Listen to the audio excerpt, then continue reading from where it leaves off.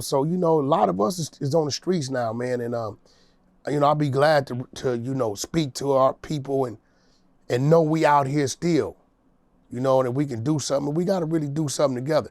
That may be the podcast at all podcasts where you, Vlad, Adam, all y'all got to come together and not just get a gang of people who's been on social media. A few of them haven't been on social media. My M-Rock, Six Deuce Brim, Michael Walton, Wrecking Shit, Ryder, Rock the Bells, Baby Sonny, like, is on the street.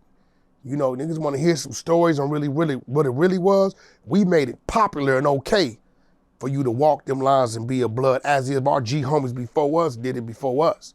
You get what I'm saying? I got people from my neighborhood I may not particularly care for, but cats like Be Crazy, you know what I'm saying? You know, them made it possible for us to come through.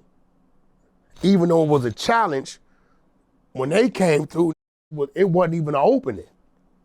You get what I'm saying? So if they got us to the 30-yard line, the generation behind that got us to the 40 and so on and so forth, to where now it's in style to be a Damu nowadays.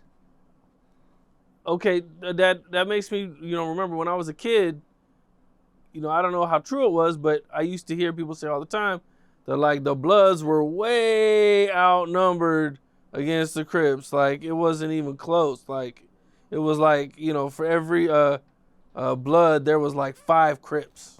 That's my generation. Before that, my G homies, it was even worse for them. My nigga Thump, Red Ass, you know what I'm saying?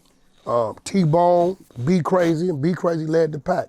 You know, we don't see eye to eye, but I can't take that from him, what he did for the set, opening up them doors like that. You know what I'm saying? Tubby, you know what I'm saying? G homies, you know, it was 10, 12 to 1. You get what I'm saying? B Capone and, you know what I'm saying? Like that, it was 10, 12 to 1. So it wasn't in style. You have to be, that's why today a lot of Crips that I'm cool with is because they watched us go through what we went through.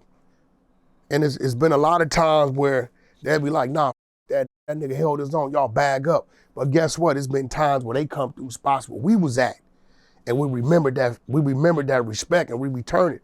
Cause my homie Pool Rider, he created the Beehive in Supermax. 90% Bloods in there. But he was doing time like I was doing time for as a kid. So Crips he had did time with, they go in there with him, with all the Bloods. They said, it's Bo Lavish in here because they can get a head up fade. They ain't got to worry about the Crip on Crip shit. And Pool Rider was running the dorm, so it was love. You know what I'm saying? So, you know, I think times is different now. You know what I'm saying? People can communicate. You know, I get calls from everybody. Whether it's Gumby, whether it's from 40s, niggas from East Coast, all my Damu cats, Paru cats, you know what I'm saying? My from Insane, you know what I mean? So, you know, it's a little different. And we kind of working towards it, getting back to what it really was supposed to be, just protection of your neighborhood and the people in your neighborhood, and killing off just want to do something to somebody based upon the color. At some point, we got to stop. Shit didn't happen on all sides, hit reset, and then continue on with it. Law enforcement ain't playing. They passing out football numbers. A lot of our youth ain't making it past 23. You get what I'm saying? It ain't no future in it. So either we gonna continue it, or cats in my age group, they just get away from it. A lot of people just say and just move away. Yeah, that's a fact. A lot of people still staying there and they try to make it right. What's up? This is Cam Capone. We got more content like this coming soon. So hit that like button, subscribe, and stay locked in to Cam Capone News.